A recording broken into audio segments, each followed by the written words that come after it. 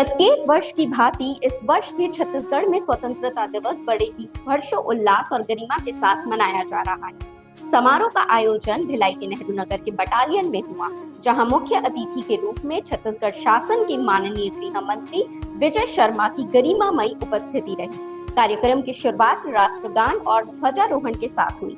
माननीय गृह मंत्री विजय शर्मा ने तिरंगा फहराकर राष्ट्र को नमन किया और इसके पश्चात उन्होंने परेड का निरीक्षण करते हुए उन्हें सलामी दी। परेड में पुलिस बल और स्काउट्स ने भी भाग लिया। यह दृश्य न केवल देशभक्ति से ओतप्रोत है, बल्कि नागरिकों में गर्व और प्रेरणा का संचार भी कर रहा है।